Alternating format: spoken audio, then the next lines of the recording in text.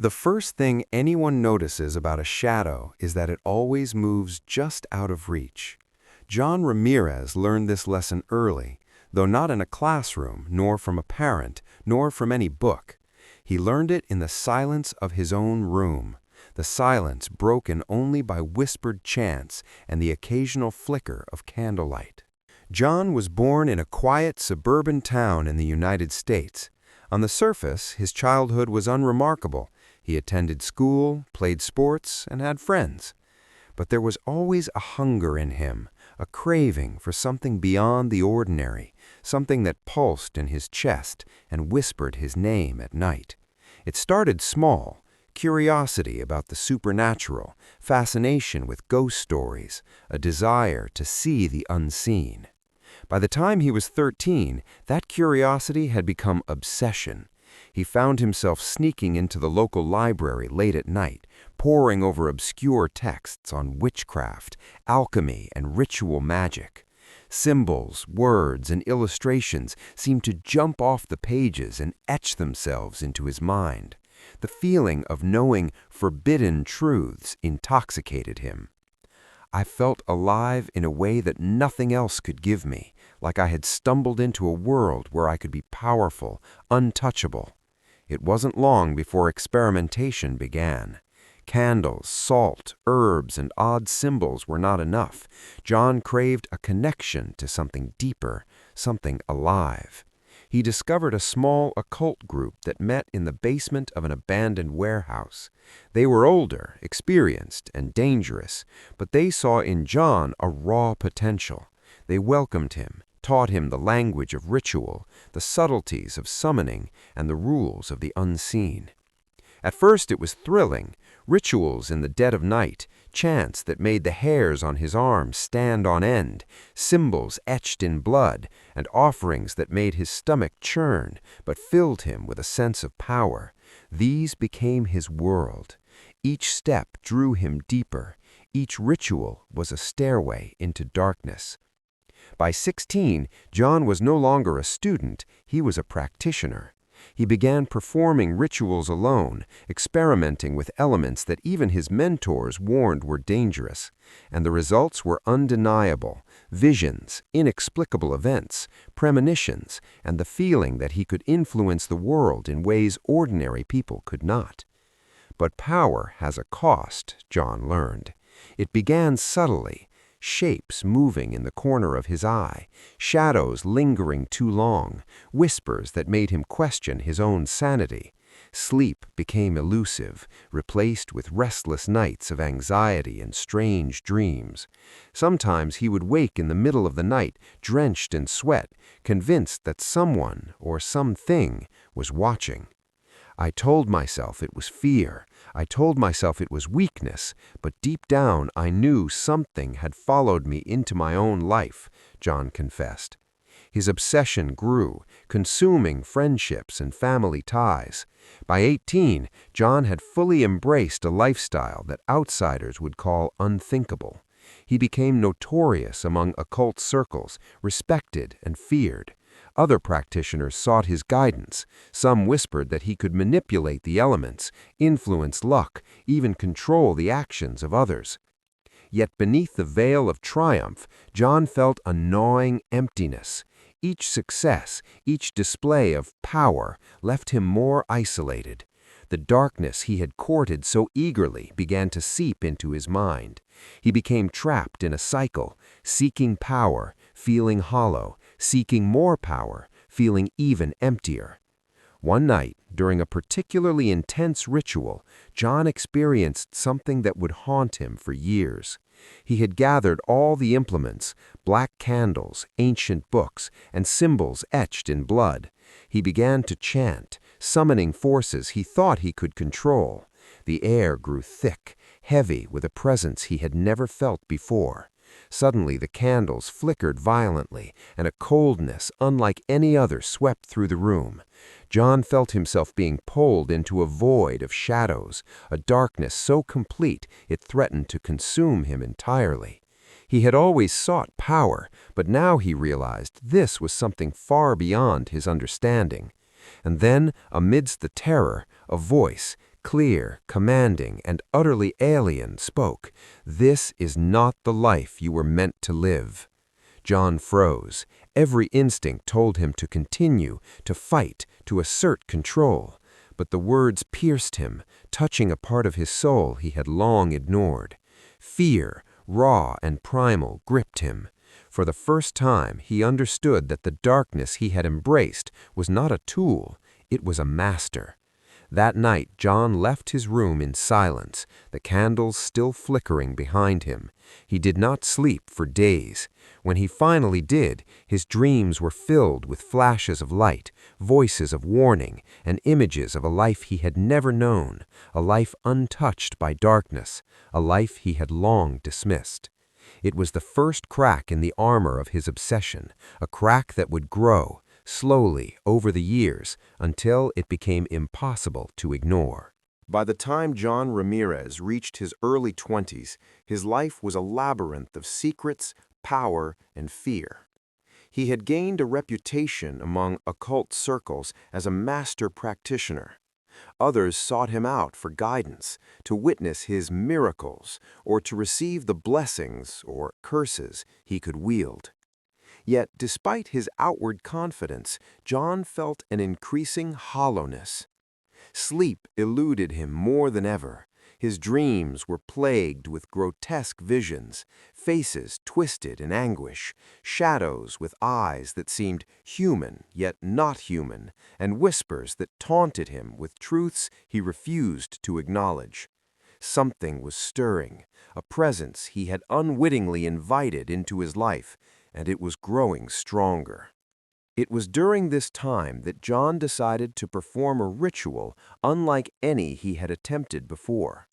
He had heard whispers of an ancient ceremonial site in the deserts of northern Mexico, a place where dark energy was said to converge, amplifying the power of any ritual performed there.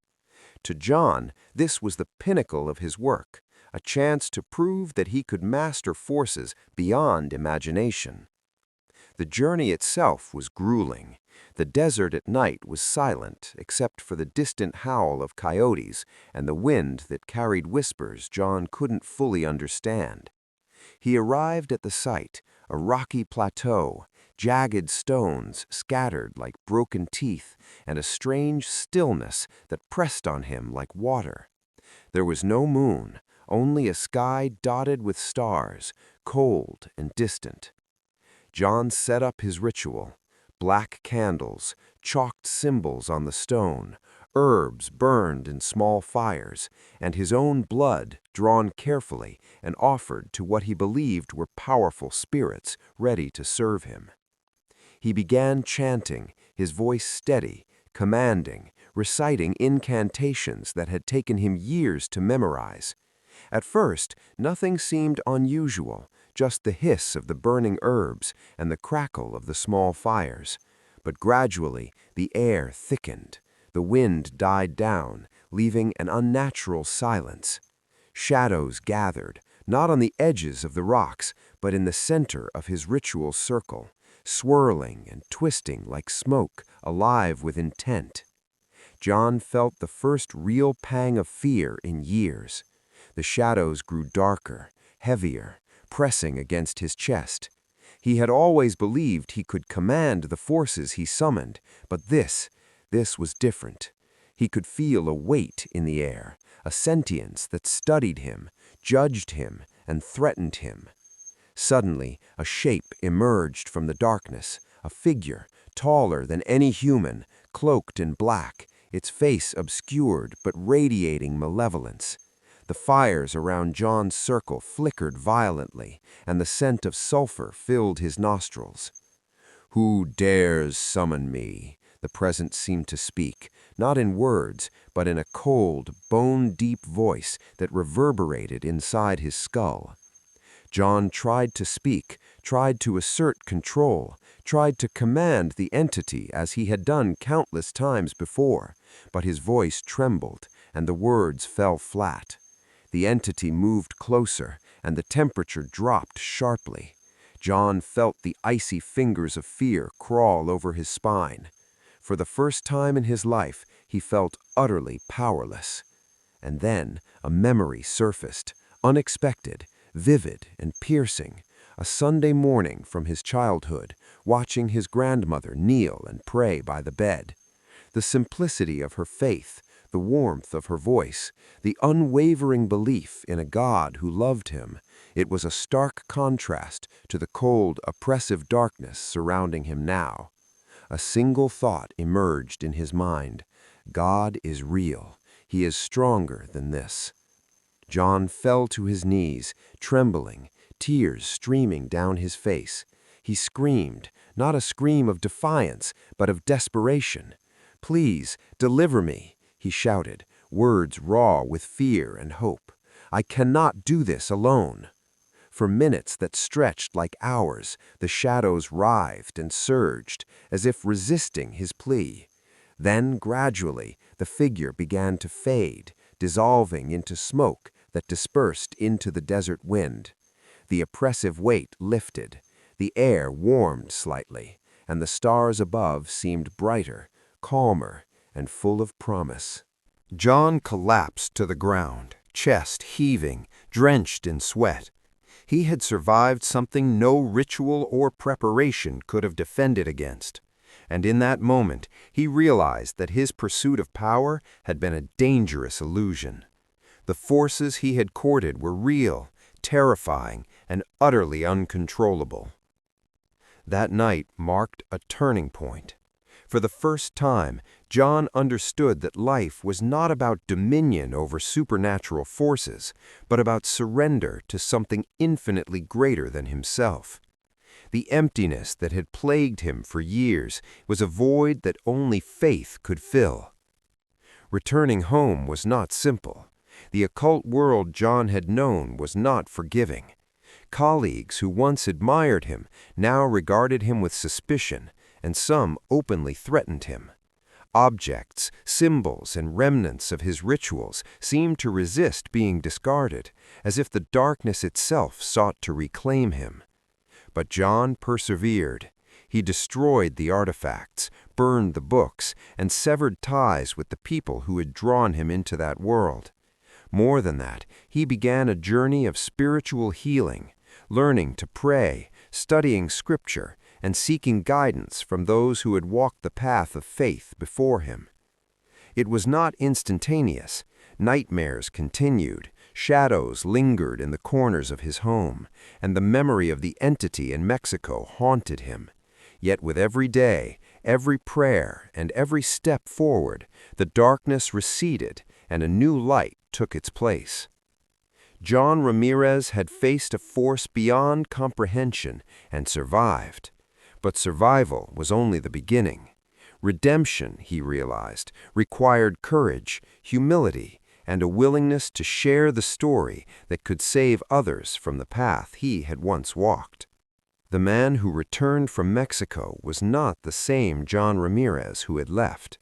The shadows of his past clung to him, persistent as a chill in winter. Every creak of the floor, every flicker of light, every whisper of wind threatened to remind him of what he had once embraced. But this time he faced the darkness with a new strength, not power, not control, but faith. At first he struggled. Even after destroying his occult artifacts and severing ties with his former associates, John felt the pull of the darkness. He would wake in the middle of the night, drenched in sweat, feeling the presence of unseen forces pressing down on him. Some nights he thought he saw the figure from Mexico again, cloaked in black, watching, waiting, testing his resolve. But he refused to surrender. John sought out a local church, one whose members seemed ordinary on the surface, but whose faith radiated with a quiet power he had never witnessed. He began attending services, listening to sermons, and reading the Bible with a hunger he had once reserved for occult texts. At first the words seemed foreign, the rituals mundane, but gradually they penetrated the layers of fear, pride, and obsession that had built up over years of darkness. I had spent years trying to control the supernatural, John later reflected, but the moment I turned to God, I realized control was never the point. Faith wasn't about power, it was about surrender, and surrender was freedom. John's transformation was not merely internal. He began to reach out to others, sharing pieces of his story to warn them of the dangers he had faced. At first, his testimony was tentative, almost fearful, but as he spoke, the power of his words became undeniable. People were drawn to him, not for the thrill of the occult, but for the raw honesty and the hope that redemption was possible. He began speaking at churches, schools, and community events, recounting his descent into darkness, the terrifying encounter in Mexico, and the moment he first cried out to God. His story was shocking, yes, but more than that, it was real, a living proof that no matter how far someone has fallen, they could rise again. John also faced practical challenges. The occult world he had left behind did not vanish. Former colleagues sought him out, sometimes with threats, sometimes with attempts to lure him back. Shadows of his past lingered in his dreams and occasionally in the waking world. But John had learned a crucial lesson. The darkness could no longer hold him. His faith had become a shield, a light that pierced the shadows no matter how persistent. Over time, his ministry grew. He began writing books, recording testimonies, and traveling internationally to speak about spiritual warfare, redemption, and the power of God. He met thousands of people who had walked paths similar to his own, people ensnared by occult practices, addictions, and hopelessness, and he shared with them the message that had saved him. No darkness is too great, no past too irredeemable, and no life too lost for God to transform. Yet even in triumph, John never sugarcoated the truth. He warned of the lingering dangers, of how easy it was for people to be drawn into temptation, and of the patience of evil to reclaim what had once been its own. His sermons were intense, emotional, and gripping, weaving suspense with hope, fear with faith, darkness with light. One evening, speaking to a congregation of hundreds, John described the moment in Mexico, the cold presence, the figure in black, the terror that nearly consumed him. As he spoke, he saw faces pale, hands gripping pews, and tears well in eyes. But then he told them about the memory of his grandmother, the prayer he uttered in desperation, and the overwhelming light that followed. The room filled with hope, relief, and awe. "This is not just my story," John said, voice steady but urgent. "Darkness is real, fear is real, but so is the light, so is redemption, and so is God's power to save you, no matter where you've been, no matter what you've done." John Ramirez's life had become a testament, a living proof that the deepest darkness could be pierced by faith. He traveled the world, meeting thousands, saving many from the same path he had once walked. Each testimony, each converted life, each grateful family was a victory over the forces he once feared and revered. Even now, years later, John remains vigilant. He knows the shadows linger, but they no longer hold dominion over him. His life is a balance of testimony, teaching, and guidance, warning others that curiosity without caution can be deadly, but faith without surrender is impossible. In the end, John Ramirez's story is more than a tale of fear and danger. It is a story of hope, courage, and transformation. It is proof that the light is stronger than the darkness, that redemption is always possible, and that even those who have walked in shadows can rise to walk in brilliance. And as he closes every sermon, he leaves his audience with one undeniable truth. No matter how deep the darkness, the light of God can reach you. I know, because I have been there, and I am standing here today.